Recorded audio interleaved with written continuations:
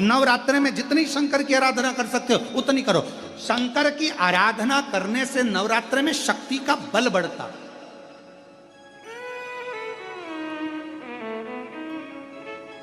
शक्ति का बल।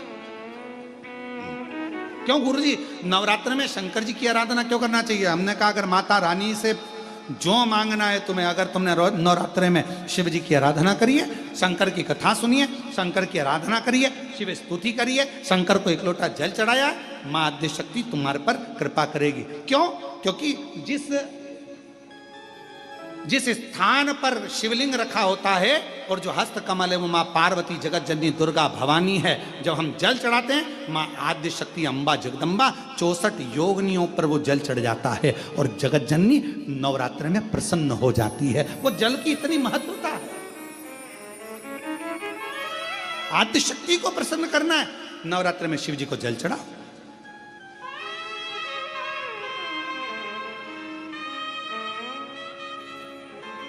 कोई बेटा बेटी है, कोई एग्जाम दे रहे हैं, कंपटीशन एग्जाम में बैठ रहे हैं, सर्विस के लिए जा रहे हैं, नौकरी के लिए जा रहे हैं, नौकरी नहीं लग रही है, हम कहेंगे लाल पुष्प की पत्तियों को प्रत्येक किसी भी नवरात्रि के अंदर, नवरात्रि के अंतर्गत 9 दिन का तुम नियम बना लो। जैसे कई माताओं का नियम रहता है, मेरा व्रत है, मैं दूध पर, एक गिलास दूध पर व्रत करूंगी, मैं नंगे पैर चलूंगी, मैं ये व्रत करूंगी, मैं वो व्रत करूंगी। मैं बेटा बेटियों से कहूंगा, नवयुवक बच्चों से कहूंगा, अगर आप कंपटीशन एग्जाम में बैठ रहे हो, अपनी पूरी मेहनत करो, पूरा परिश्रम करो, रात दिन एक करो और लगे रहो। और 9 दिन तक नवरात्रि में 9 लाल फूल की 9 पंखड़ियां या 9 कोई भी चावल लाल कलर में कर कर, कुंकू में कर कर, अगर माँ जगत जननी के मंदिर में नहीं जा सकते, माँ भीड़ रहे तो शिवलिंग की जो जलाधारी है, जहां पानी गोल घूमता है, इस जलाधारी पर कहीं पर भी नवरात्रे में 9 दिन तक या तो लाल फूल की पंखड़ी 9 या 9 चावल के दाने लाल कलर कर कुंकू में, लाल चंदन में उस स्थान पर चढ़ाना प्रारंभ करो। 9 दिन के बाद तुम्हें 15 दिन और निकलेंगे, उसके बाद तुम्हें खुद लगेगा कि तुम्हारी जॉब, तुम्हारी नौकरी तुम्हारा बाबा ने लगाया है। शक्ति का बल। परिश्रम जरूर करना, मेहनत जरूर करना, रात दिन पढ़ाई एक साथ करना और अपने परिश्रम को नहीं छोड़ना। मेहनत जरूर करो पर साथ में ये प्रयोग भी करो नवरात्रि का। देखो शिव और शक्ति का बल तुम्हें प्रसन्नता देता है कि नहीं देता? शिव शक्ति का बल हमें प्रसन्नता देता है कि नहीं देता?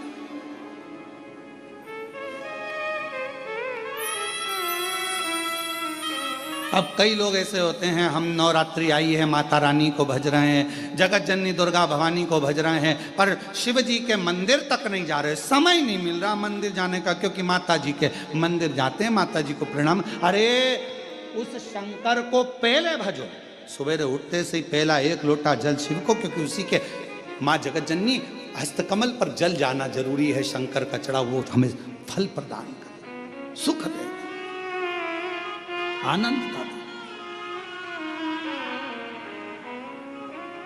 और महादेव नमन चरणों में स्वीकार कीजिए, सबका किया है मेरा भी उद्धार कीजिए, उद्धार कीजिए।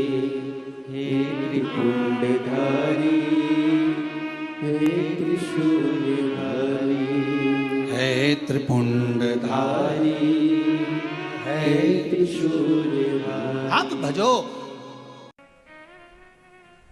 और तेरी कृपा बिना न हिले एक भी अणु, लेते हैं श्वास तेरी कृपा से तनो तनो। बखान क्या करूं मैं राखों के ढेर का, चपटी बबूत में खजाना कुबेर का।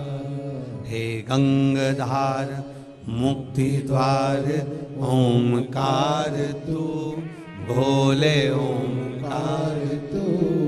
आयो शरण तिहार शंभु तार तार तू। जब भक्ति, विश्वास दृढ़ हो जाए तो समझ लो कि परमात्मा की कृपा हो। विश्वास दृढ़ हो गया, भरोसा पक्का हो गया।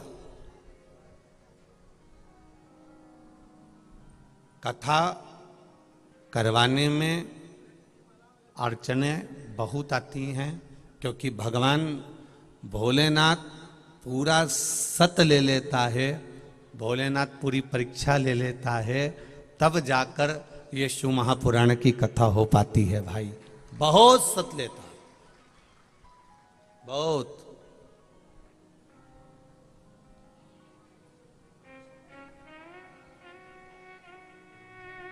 और जिस क्षेत्र में कथा हो रही है, जिस नगर में कथा हो रही है, जिस गांव में कथा हो रही है, वो कथा केवल एक व्यक्ति की नहीं होती है, पूरे गांव का पुण्य प्रबल होता है, तब जाकर शिव महापुराण की कथा अपने गांव में हो पाती है। तो कथा एक की नहीं, पूरे गांव की कथा है, पूरे देपालपुर क्षेत्र की कथा। अब उसको देपालपुर क्षेत्रवासियों को एक भक्ति के साथ, एक भजन के साथ, एक स्मरण के साथ, एक कीर्तन के साथ, एक मंत्र स्मरण के साथ, एक शिव भक्ति के साथ, एक नारायण भक्ति के साथ, एक राम भक्ति के साथ, एक कृष्ण भक्ति के साथ इसको आगे लेकर चलना।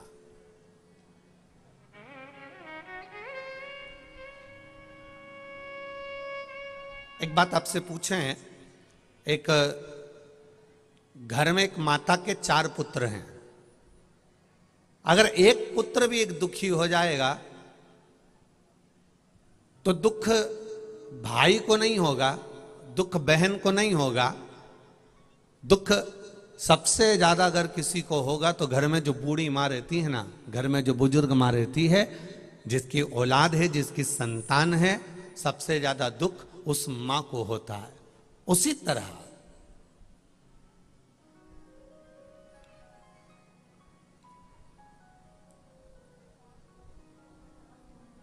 कार्य में अगर कोई कथा हो रही है, भजन हो रहा है, कीर्तन हो रहा है, शिव पुराण हो रही है, और उसमें कहीं थोड़ी बहुत अड़चन उत्पन्न होती है, तो मेरे महादेव को मेरी माता पार्वती के भी हृदय में थोड़ा सा भाव दुखी होता है। पर जब संपूर्ण आनंद के साथ कथा चलती है तो मेरा महादेव और माता पार्वती भी प्रसन्न चित्त में वर प्रदान कर देती है। एक सुख का अनुभव हो जाता है, एक आनंद का अनुभव हो जाता है। महाराज, भक्ति, विश्वास, भरोसा